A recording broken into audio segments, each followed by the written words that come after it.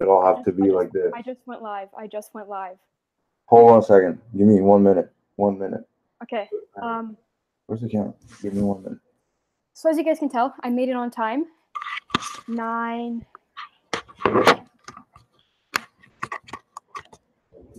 Good?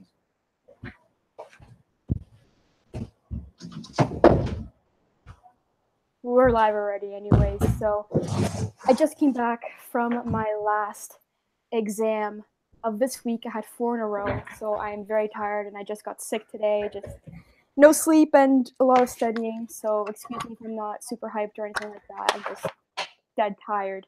But I owe it to you guys to explain to you guys why I kind of haven't been active. I haven't posted a video in 2 weeks. I've been studying for the past 2 weeks, but now I had my 4th exam today. I have my 5th one next Friday, and I'm done. So I am pretty much back into fishing just in time for ice fishing and the end of steelhead fishing. But hey, Will, how's it going? We gotta get out fishing next year. I'll take you out bass fishing. But this is pretty much just like an update stream, just a Q&A, see what's up. I have Seb on here. For one big reason. Seb, do you want to introduce yourself and tell them what the big reason is? What's up? My name is Seabass Outdoors. No. Yeah, well, we'll be at the ice fishing show tomorrow. Well, not tomorrow. To me, it starts tomorrow for me because I'm setting up my booth. Yeah. The Ice Fishing Depot booth with LB's going to be there. Aaron's going to be there. A bunch of you guys are going to be there, and it's very stressful because that's been the work for me since May. Since May. You told me about it in what, July, I think, or August? Yeah, July is when I made the first order for Ice Fishing Depot. I created the company, and the main thing that we listen to is I'm a fisherman just as much as you guys. I get out fishing as much as you guys do, and I listen to the crowd. I listen to you guys. Most of you guys are my friends. You guys want deals, baits that somewhat I use that are proven, not just bait that you kind of buy Canadian Tire or whatever. The baits that are proven, a bit harder to get, you know. So we got the Z Vibers. Yeah, so what he's talking about, I don't know if people understood that, but Seb over here started his own like ice fishing shop kind of deal. It's all online though. Well, it's not all online. My bad. It's all at the Expo though. So the Ice Fishing Expo in Barrie, Molson Center, I believe it is this Saturday and Sunday. We're both going to be there. Seb has his own booth. For you guys that don't know Seb, Seb's really big in the whole ice fishing thing. So last year he did a couple seminars. This year he's doing seminars, and he has his own booth where he's going to be selling everything he uses pretty much to catch lake trout, whitefish, perch, walleye, everything he uses on Lake Simcoe and the surrounding lakes. So he's going to be there Saturday and Sunday. I'm going to be there Saturday helping out. But a lot of information and a lot of good stuff you're selling. Let's talk about some of the stuff you're going to have there. And you're going to have the K-drill there. Yeah, the K-drill, the price is so good we can't share it to the public. You basically got to come talk to me. How much is your K-drill? I tell you. So and we only have about 20 units left, so it's first come, first serve. Oh, wow. Yeah, so it's a really good deal. It's no deal you'll find anywhere else. Yeah. We got all the rods I use that are hard to find. We got the Z Viber. There's 2 shops in Canada that have them. I'm in the second shop. I brought in every color that you can get. So not just specific, every color.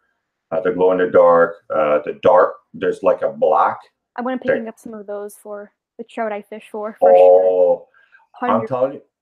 I'm telling you, it's a bait that I was very skeptical.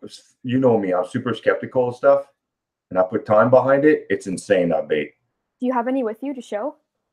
Yes, I can go get some. Go get some real quick because we're going to be hyping this bait up, or you're going to be having this bait up and want to show them. It's a little. It's pretty much just a little like a tiny round trap with a hook, a steel hook at the end, free swinging and all that stuff. But yeah, I'm still steelhead fishing. I haven't been posting a lot of fishing videos. I've been fishing, guys. Trust me. I've put at least 30 hours into steelhead fishing without a fish. So it is what it is. I'm still learning those ropes. I'm actually going to be probably going out at least once this next couple of days. Hopefully we can get on a couple. But pretty much ice fishing is starting for me. Simcoe is starting to close up. I think Kuchaching is already fully closed. People are ice fishing there today. But ice is going, and steelhead. I'm gonna be steelhead fishing till it freezes over. Maybe once it freezes over too. I don't know yet. We'll see. But there's a couple. Or do you have the bait? Yeah. Do you think you could? I bet you could catch steelhead with this in the river. Probably. I mean, I have no idea, but here, talk sweet switches. Yeah, it's typically one of those Japanese bait where, they're small, super detailed. For a small bait, it's a bit expensive. You're talking about $8 Canadian. I think it's about $5.50 USD. So it's pretty much the same price when you're talking shipping and all that stuff and all the exchange. Compared to the Rapala jig and wrap too, it's not that bad. Yeah, but it's small. Like you got my finger beside it. It's super tiny. And I was very skeptical of just a single hook at the back, which you can change your treble hook if you want. But every fish I caught clean, and they were super aggressive on it, which was really cool. Really? Yeah. What kind of action does it have? Is it a rattle trap action? Identical, just lighter. So even with your lighter rod, let's say in 8 feet of water, because you're not fishing that too deep, you can feel it. Like you can almost hear it just a little bit. So I went out with Brian Johnson and tested it, and it's proven. Like I've caught so many crappies on this thing, and I'm not even a crappie fisherman. So it's pretty cool. Dude, I've never caught one. I've never caught a crappie. You've never caught a crappie? No, we don't have them where I fish. You got to go with Brian Johnson. He was thinking about taking you out. Yeah, I think we will in the spring. We kind of talked about it a little bit. Yeah, it's fun. Crappie fishing's fun. It's like perch, but like I heard when they're spawning, they get really, aggressive and all that stuff. Tied up. It is pretty cool. Lots of love from Toronto. Let's see in the chat who's planning on coming to the show, to the ice fishing show. I should have left the information in the description. I honestly haven't any time, but I forgot to mention we're gonna keep this nice and sweet and short. It's gonna be like 20 minutes to half an hour. I actually have to hit the road tonight still, so I only use clam and frostbite. Frostbite just came out. How have you been using frostbite? Their jigs look pretty cool though. They're really generic design, but they had the St. Paul show in Minnesota, I'm pretty sure, in St. Paul, and I'm pretty sure they're for sale, so you can use them. They've been making them, and there's tons of lakes that are frozen over there. So yeah, I didn't know they came out with them yet. Yeah, that's awesome. Yeah, my personal best splake, the hybrid I caught, was on a tiny little tungsten jig like that. That trout was badass. You understand, like. Yeah, that was like a fish of a like. I'm never going to beat that. I don't know. A lot of people that fish flake their whole life and will never catch a trout like that. My neighbor that helped me land that fish, because I was totally freaking out. Like he was fishing maybe 10 feet from me, because we fished like a community hole. Everyone fishes there kind of deal. I was screaming my head off trying to get him to. I thought it was a perch, and then all of a sudden it started like it was head wobbling, like wide head wobbles. Like there's no way this is a perch, right? And it started digging, and my drag started going. I'm like, holy crap, this is a good fish. I actually thought it was a bass for a little bit, like a long, skinny bass. But I saw it come up to the hole, and I pretty much pooped myself. I never saw a splake that big before, but the biggest one was like a hammer handle right before that. So I started screaming. He comes over, helps me land it. He's been fishing that lake for decades. Has never seen a splake that big. And he fishes for splake. That's like probably had more lake trout and herd in brook trout, because it's a mix of both, right? A splake and a brook trout. A lake trout and a brook trout mixed together makes a splake. Yeah. But can they reproduce those fish? No, they can't. So they get stocked, and all the lakes that have splake, you have to get them stocked every couple of years or so. That's all managed though. But yeah, I remember our last stocking. I actually wasn't there, but I got my neighbor to send me photos, and he just like pooped them out of a truck, and they're like this long, and they get like hammer handle size by the time it hits winter, and then those are usually the ones you catch. I mean, they're fun, but like I prefer them over perch, but I just haven't been able to figure them out. So like that one I caught is literally just luck. You're just swimming by. I didn't even see him on my graph because I had my Helix 5. I got like a conversion thingy, like what you did. That was the first day I was actually using it. I was looking. I didn't even see it on my graph. It just came out of nowhere. That's the thing with trout, and it's not like you're fishing them deep, right? No, and those trouts just water. Yeah, they show up in the middle of the water column, and it's like almost too late. But at the show, I got something that you'll be able to use next time you come ice fishing. Yeah. So you won't be restricted to just fish with me. I bought a few fish finders today. So. Oh, right. Yeah. The sevens. Yeah, I bought Elite 7s. So everybody's going to come on a guided trip or yourself. You'll have your own hut with a brand new Elite 7. And then we'll do reviews on that too. Wait, so are you doing guiding? Are you guiding now? Selective guiding. Yeah, like so you. Like me. Yeah. Well, like that comes out. Old customer, any customers I've had before. We're going to do contests at the show. Everybody that's going to buy, and here's the thing: everybody that buys into a K drill or over $250 gets a raffle put in. The raffle put in at the end of the show. We're going to pick it up. It'll be a free guided trip for 2 whole day on Simcoe, sun up to sundown. That's insane. How much does a guided trip like that go? Like $450? With the way I do it, you have a spare snowmobile, so you're just not on my snowmobile. You have your own fish finder, so it's a real trip, and you're bringing somebody else with you. So it's about $650, and we're going to the real stuff. I'm not like I know what you mean. You have your good stuff, and you have your stuff that you can be seen at, pretty much. No. Well, everybody recognizes that's the thing by now, right? Yeah. Damn, I was gonna say something. I totally forgot. How did my exams go? I don't know. It was tough. Happy birthday, William. I think I missed your birthday. That's amazing. That's amazing how many people you got from the US. That's fantastic. Yeah, and mostly US. Yeah. That's awesome. Oh, what time is your Saturday? 11:30, and then Sunday it's at 12:15. They're about half an hour. And I asked you to help me film, but you don't know if you will?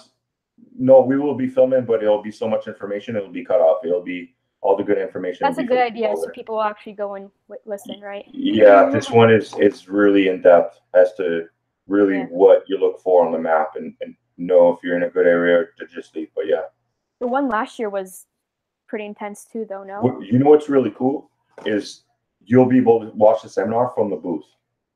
Oh, you're that close? Where is the booth? I didn't even know what it is. Let's say the booth is the stage in front of you. My booth is to your right. So if the stage at the back of you, it's to your left. It's on the corner. Oh, that's perfect. Yeah. So we can watch all the seminars while we were working there. Yeah, exactly. Awesome. What's up from Michigan? Michigan's one place I actually want to go to one day. For smallmouth, it'd be kind of cool. Like in the springtime, we can't fish for smallmouth on the Ontario side, so making the trip over, that'd be kind of cool. I think for spawning smallmouth. I've never caught spawning smallmouth. There's some big smallmouths over there in the spring and clear water. Yeah. Kevin Van Dam has a house on a lake that's really big, full of big smallmouth. That's awesome. Do you guys have any questions about ice fishing or lake trout fishing or whitefish fishing? Wow. Sorry guys, I can speak. Leave them in the comment section of the live chat and Seb will answer them. I had 4 exams in a row. That's my excuse. I don't know how I'm going to drive home tonight, to be honest with you. Well, you got to drive home tonight now? Well, I just got to be careful. Is it still snowing where you are? Yeah, it's a little bit. Oh, it's not snowing here. The roads are fine. Yeah, just got to be careful. Oh, what flasher do you use? I use my Helix 5, the same one I use on my boat, but I use the sonar setting, and I think Seb uses something similar to that. I'm same like you until today, but I'm still going to use my own setup. Like the setup I got for myself is mostly for the clients. But I'm like you. I use my 958 that's at the front of my boat. It's my spare unit beside my Solix. And then I take it out and I use it ice fishing. I find it's, there's no point buying 2. You save money. You buy the transducer is what, $100? I think that's what I paid for mine, or $110 or something like that. You can get deals sometimes on Amazon for $69. Oh, I did not get a deal. I think I saw it for $70 US. Yeah, which is pretty much the same thing. Yeah, those prices have went up over time, but and the main questions everybody's going to ask you is what unit should you use? And I used to say what I use, but realistically, it's what you're confident in. Biggest piece of advice I can give you: buy at a reputable shop like Cabela's or Bass Pro. If there's anything, they'll never any issues. And I'll be honest, I bought a fish finder when I was really new into fishing, and the fish finder didn't come with a transducer. I didn't know. I got back to the store. Yeah, I think I came back. I'm like, there's no transducer. I was like, oh, they must have forgot to put it in, and somebody took it out. They gave me another setup, but yeah. That's good they didn't like blindside you there, like oh well kind of deal. You know what I mean? Yeah, that's why when you make a big purchase, that's Yeah. worth a few $100. I got my new one at sale. So I didn't really want to risk buying it used when I'm paying that much money anyways, right? What's your 2019 auger setup, Seb? Well, it'll be the same as 2018. Like that K drill is, you saw it in action. You saw what we did. Yeah. You're fishing shallow. You can drill multi holes within holes and basically use it like a chainsaw to cut an ice cube and push it out. That's what we did with Chris Bula. It's cool when, like, you remember we were fishing, we were seeing them all. Yeah. Yeah, I have a hand auger, but I'm gonna convert it this winter, I think, for with a drill, because the amount of ice, because I'm on a smaller lake, when you get like 3-4 feet of ice, it takes me like 15 to 20 minutes to drill through that. Like I don't have a lot of body mass. I don't have enough power to put into that, in the hand auger. So I'm gonna convert that, I think. I mean, if you're using a hand auger and you want to convert it, there's kits out there that are very easy to do. And then you need a good battery that's going to last you in the winter, because a lot of batteries die in the winter, and you need torque. It's the most important thing. But most drill that are very powerful will be able to do it, no problem. I'm sure my father has something laying around. When you come to the show, conversion kit. Yeah, when you come to the show, I'll show you both. Yeah. I'll have my K drill and the whole drill plate, and you'll be able to convert and see both. Yeah. Have I caught a muskie? No. So my trip I was so amped about for muskie this fall fell through. So I have yet to catch one, and I won't be able to till June when they open. So that didn't happen this year, but it's okay. I'm still trying to go for that steelhead this fall though. You have no idea how much like time I've put into steelhead fishing with nothing. It's just so different. You know who's a big steelhead guy now? Who? Aaron. He goes out all the time. Hey, he was salmon fishing too. But yeah, he's been salmon, steelhead. Yeah. He's got 2 float reels, or I don't know that stuff. He got into it this year a lot. One of those things that you throw the line out, I guess. Yeah, float reel, float setup. That's crazy. He loves it, but he's like fun. me, it's so right? different. But Aaron's got a boat now. Yeah, he bought a boat. It's a nice boat. That's pretty cool. I don't know if he got it for a good deal, or not. But a Champion's a nice boat. You got a good deal. That's good. You got a good deal. I heard the engine though, but. Pardon me? I heard his engine has to get worked on. That's fine. The marina said that they would check on it. Perfect. So there's an advantage to buying used to a marina. Like you probably get a lot of guys looking for a used boat. There's an advantage to buying a used boat to a marina. You might pay a little bit more, but you can have, although the boat is from 1990, you can have a 6-month warranty. If anything breaks, they'll replace the part. So that's an advantage of doing business with a marina. Yeah, for sure. Yeah. Top Laker bait and top whitey bait. I mean, that's for you. That's for you. I mean, if you're not throwing a drifter, you saw last year. I knew you were going to say that. But you watching my video. There's not a time where a lake trout came under my hole, and I had a drifter on. She didn't eat it. Instant. It's the hookup ratio with a drifter when there's lake trout. I want to say it's 99.9. When a whitey's a bit finicky because they eat all the time, but you still 75% hookup ratio if you mark something with a drifter. And I really, really, really, really enjoy it. Derek says I've converted him as an Aaron. You didn't convert him, you corrupted him. No, I'm just kidding. I'm just kidding. Hey man, I would love to do it. To be honest with you. Good for the off season when you can't bass fish. Yeah. No, I'd love to do it. It's just I'm actually scared to get into it because you know me, if I got into ice fishing and I went all out. Yeah. Same thing with steelhead. I would hate to run into you on the river though, or the creek. Well, yeah, that's probably one thing I don't do it. Right, it's too crowded. No, I would. Yeah. I haven't gone alone yet because I don't feel safe doing that. Really, because there's too many people? No, it's just the places I go is so sketchy. Really? Yeah. Like But you can Oshawa. fall on the Like, I river would too. not Oh go yeah, to. really? No, yeah, no, The amount of druggies on the river on Oshawa is insane. really. But it's too cold though. I guess in the springtime I wouldn't go alone though, for sure. Yeah. What tip ups do you use? I don't personally use tip ups. I don't know if you do. I don't think you do either. No, I try so much because it's from my childhood, right? That's how you learn ice fishing. You look to tip up. You having a few pops in the shack and it pops up. You run. Yeah. So I tried so much over the years, but like Simcoe they don't like minnows. They really don't. They like those baits, like a pattern. That drifter's identical shape to goby, identical colors, big eyes. So it's so much fun. Have you like stuck a Cisco or a huge shiner down there? That's You what can't- they eat, though. No, like you can't fish with a herring or a perch, but I've tried big chubs and like whatever big minnows they have, like Macy's or whatever, and actually never caught one, and I've done it over 100 times.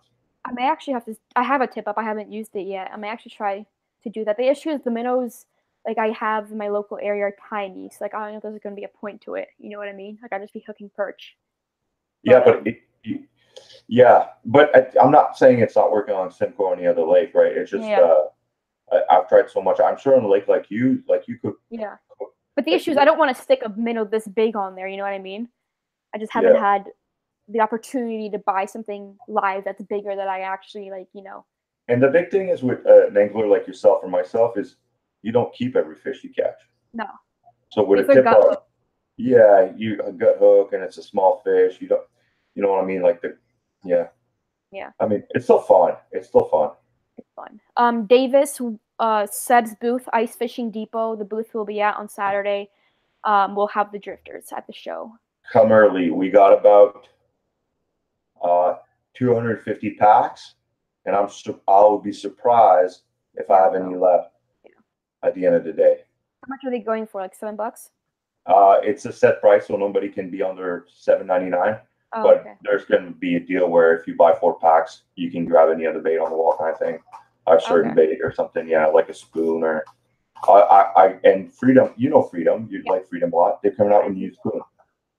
Yeah, you know what? That spoon they came out with, I saw it on Instagram. Are you gonna have those? Because I'm gonna have to get some. I'll order them.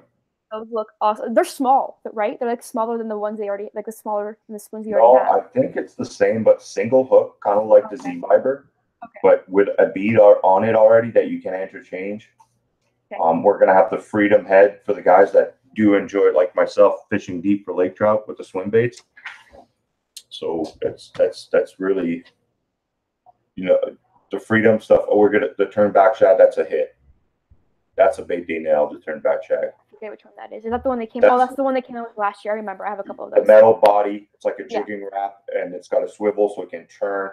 And it's got a hook at the back, just not at the front, and then a interchangeable treble hook at the back. I think I caught a couple perch on that last year. Yeah.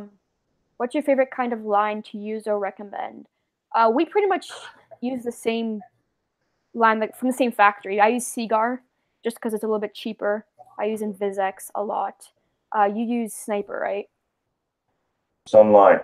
Hey, how much do you think this back is anywhere else? I know what you're selling it for. $8.99. Yeah. And a lot of your guys are USD. That's still cheap for them. So $8.99 we'll be selling Sunline fluorocarbon, super fluorocarbon. That's insane price. Fluorocarbon is like $20 usually for a spool. Yeah. How big is that spool? 200 yards.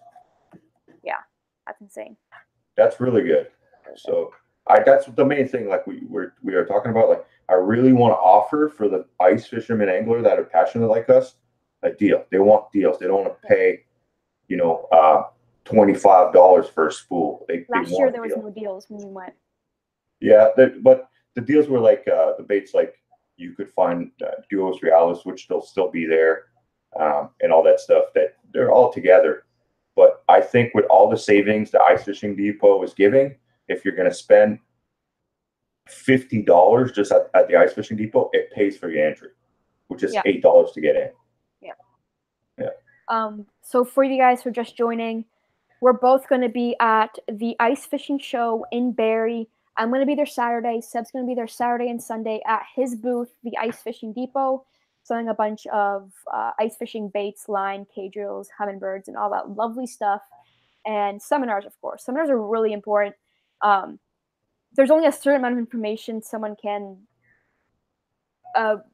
transcend through a video kind of deal. I feel like being in person, being able to ask questions in person, I feel like you gain a lot more insight as well. And you're going to be selling stuff you use in your booth as well. So even if you don't end up buying anything, you guys can come in and see what Seb uses to catch all the fish he does in the winter time. I have to step up my ice fishing game, man. Hey, did you have fun last year when we went out? It was a blast. It was the craziest day of ice fishing I've ever. Like, I fish for perch. That's the thing, right? Fishing for lake trout on Lake Simcoe was absolutely insane. And we actually caught like fish. It was a lot of pressure, but it would steady winter. But like when they came through, they came to eat. Like, remember we had 5 lake trout under my hole at one point in 20 feet water. Remember? That was the first time for me. I've never seen that. Really? Just traveling like a wolf pack coming through and like travel.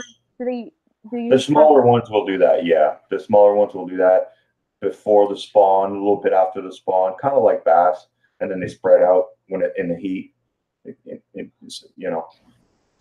Starts warming up.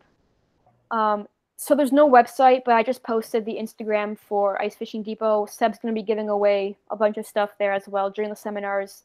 And if you spend a certain amount of money, you get entered into a raffle for a guided trip on Lake Simcoe. But yeah, I think I gotta focus a little bit more on ice fishing. The thing with ice fishing for me is I fish a lot with like my family, so it's usually like everyone in the hut. We're all like, having a blast kind of deal all day. So I haven't really, put too much effort into it. I feel like if I would, then I could, see some better results for sure. I feel that those flake, like it's a fish I fish often in the winter. They're really hard to do, especially the smaller ones. Like, they're super, super, super finicky, mainly because they're a fish that they're not natural. Like, they don't breed together, so they made them go together. And it's the same thing on Lake Simcoe. When you are about to hook or see down the hole and it's a stock lake trout, I call them a little bit messed up. Like, they don't act natural. No. They just don't know. No, yeah. No, I haven't figured them out. I have no idea, man. The thing I'm really excited about is I bought a Helix 10, like I told you, like fully loaded. So I'll be able to next winter use it a lot more to map out ice fishing. You know what I mean? So it has the auto chart live on it, right? Especially for your lake, it's not like it has great. That's like, and you can do hardness bottom at all. No. You can the auto chart lake live. Yeah. Changed everything. Changed my game. Yeah. Changed my game. Like, Navionics is great, and all those like Lake Master. There's only a certain amount of accuracy, especially like in the places where I fish. Auto chart, and then you find them. There's a drop off from like 8 to 30, but they hang out, let's say at 20. You can highlight that depth. Yeah. It's the auto chart's a game changer. Yeah, that's gonna be next year though, because I haven't used it yet. But I think it's more important than the Mega. Yeah, I'm really excited about that. I'm really excited about the Mega. My smallmouth game, my summer smallmouth game is pretty poor, and I feel like that's gonna just help me figure them out a little bit better. You know what I mean? Having side imaging. Especially if you in that lake, you got a lot more suspended fish than you think. I have a crap ton of suspended fish, man. Yeah, a lot. The problem with smallmouth suspending, and especially in the area you're at, you can't keep them there, and they're not going to stay there. They're literally going through. That's all they do, suspended, looking for those bait fish. So once you find them, you got to be accurate, and that Mega imaging is going to have to do with that. Like that one day, I don't know if you watched my video, I literally caught like 7 fish back to back to back with my rhythm wave falling. Like, it was in the middle of the water column. Yeah. So they're definitely just suspended, chilling. They're literally just one after the other. That's the best way to catch fish. Schooling fish. Yeah, for sure. I actually found a tree there, a sunken tree. It was in like 17 feet of water. Came up to, it was about 7 feet tall, like a sunken tree. I think they were like relating off that a little bit. Oh, for sure, 100%. Yeah. Do you have any crappies in there? No. Are you sure? 100%. Yeah, ain't no crappies. No. Because that tree could be loaded in the winter. Did you mark it? I have nothing to mark it with. I don't have a GPS. Oh my god. Yeah, I know where it is. I know where it is. I think it's moved a little bit since I last fished it because I came back there and it moved. Like it wasn't there. But I'll be able to find it again. I'll be able to find it again. Look at Aaron's comment. Where's Aaron? Look at my seat in the empty background. You gotta come on the podcast. It's fire. I will come on the podcast. Amazing. Seb has a podcast he's been running weekly. It's been doing On really YouTube. good. I mean, every podcast we get 200 more viewers. Yeah. You know, that's really, really cool. Like for me, my audience is a bit more narrowed down to like Ontario. Yeah. Especially ice fishing. It's good. We talk about anything. I laugh a lot during that podcast. Oh hell yeah! Oh hell yeah! I have 2 brewskis and I'm done. I gotta bring my preferred brewskis for you to try. Yeah, please. That's one thing we're talking about. Like, yeah, I'll bring some Polish beers if I maybe set up a PO box and people send them their own homemade beer. Send you beers for the podcast. That's hilarious. Yeah. Last like 5 minutes or so, and I'm gonna log off. I have to pack my car and head out. Yeah, but Aaron and Seb are usually the guys on the podcast, on Seb's podcast. You guys need to do a challenge. What kind of challenge would you want to do? That'd be kind of cool. What are you talking about? You kick my ass every time we do it. Remember the walleye challenge? We did one. That's pretty cool. I murdered you. And I was so beat from the sun that day. Yeah. Dude, when we came back from Lake Ontario, I was red for days. Like I was burnt. Yeah, because it reflects on the water and comes back on you, although you're like, yeah. It was like I had to like put like I had to contour my face because my cheeks were so dark compared to the rest of my face. You recognize. You know, but that was fun. Yeah, that was. I've never fished Lake Ontario prior to that. We were catching fish in 45 feet of water. Like, where else can you do that?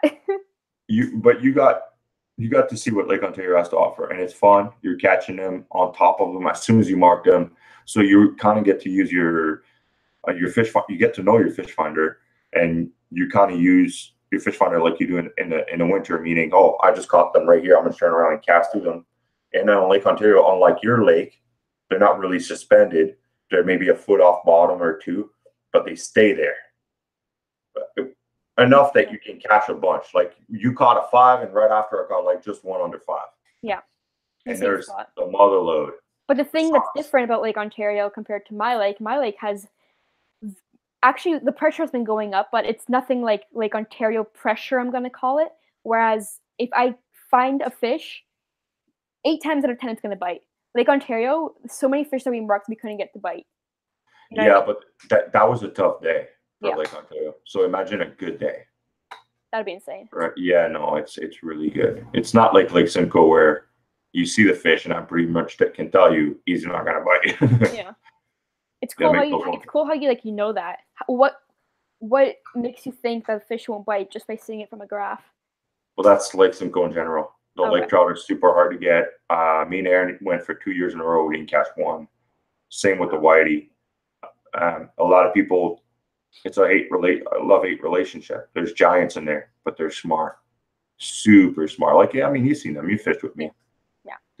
They want that color pattern, and it has to be that tone of green, and the bait has to be that length, and you know, it's crazy. But you know what? When you catch one, it's gonna be most of the time it's a giant, like over 10 pounds. And where's your personal best from? You. No, well, like from Lake Simcoe, not me. I don't make them. Okay, well, I was fishing with you, but it was like what, like 10 pounds probably? No, we're talking smallmouth. Oh, we're talking smallmouth. Oh, so smallmouth was with you. It was 580. You got a PB smallmouth from there. You got a PB whitey. You got a PB lake trout. And no perch yet. I might have to try to break that this year. Aaron wants to get on the perch real bad, so. Okay, I might have to hit him up. Yeah, he wants to dial them in. Drew says hi. What's up, Drew, man? Perch are cool on Simcoe in a way that you can't really catch big perch anywhere else other than Simcoe, like that I've seen at least. Like that size. He has big perch. Like here's really big perch, but you got to weed through a small one. And then like Simcoe, it's really bigger average. You have a bigger average. Yeah, no. If you're on big fish, they're all big fish. If they're all small fish, they're all small. That's the trick with perch. You on dinks, just leave on Simcoe anyway. Kind of like the bass. To be honest with you, you never see a 1 pounder mixed in with a 5 pounder. I've It's noticed 5, that too. 6s or 2 and 3s. I've noticed that. Actually, I've noticed that a couple of times, even for smallmouth where I fish. If I catch a 4 and I throw my jerkbait back, I'm going to bring up another, bigger size fish. Like all the schooling fish are always small. Like I've never been on a big school. You know what I mean? Yeah. Yeah. Really? It's a big, well, yeah. No, like 2 pounders. Yeah, but that's fine. There's time and place to do it. Like when you find them on the tree, and it's the same with Simcoe, you find them on the tree like late September to third week of October kind of thing. But after that, they won't be on the tree. They'll be below on the flat. Okay. I didn't try. I didn't. Like I said, I lost it. So your lake, where those are schooling, it must be in the fall. It must be nuts. It must be insane. They're probably 100 fish all in the same bay. Dude, I can't find. I haven't been able. You will I now. suck at fall fishing. It's been. You will now. I will. Okay, now that I have a graph that can help me out, I'm sure I'll be able to find them. But I think you're right because all the places I fish, I just catch small ones, and they're all like singular. You know what I mean? They're not grouped up. No, they school. Like, are those just strays? For sure. Like that tree. I just haven't found them then. That tree, a lot of the bait fish relates to that tree more than the bass does. Like as soon as the sun goes down, they go get off the tree, but as soon as the sun's up, like they go to it. Yeah. I'll try that tree a couple more times. I just hope it hasn't moved too far. With the side imaging, it's gonna take no time to find it. Exactly. I'm gonna have to spend a couple days before bass season, and graph the whole. I'm gonna try to graph the whole lake before bass season opens. Hey, now we can do challenge. That Aaron's got a boat. We can do three-way challenge. Wait, how are we gonna do that?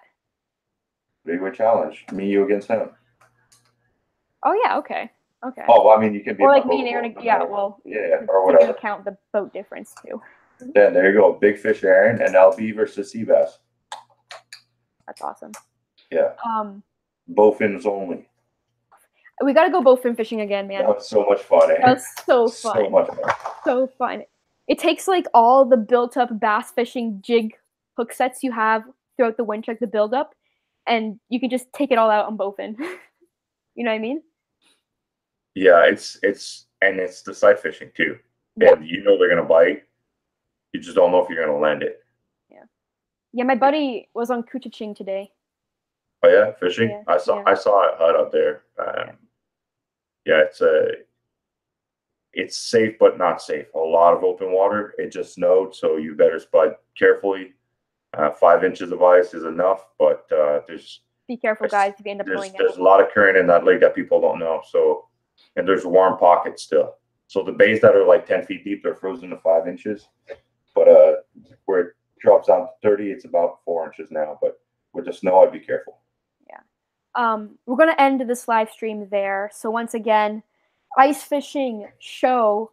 It's gonna be worth a drive, I think. Not only will I and Seabass be there, but there's going to be sweet deals, a lot of seminars. A bunch of people are going to be having seminars, and I'll be there Saturday. Sim will be there Saturday and Sunday.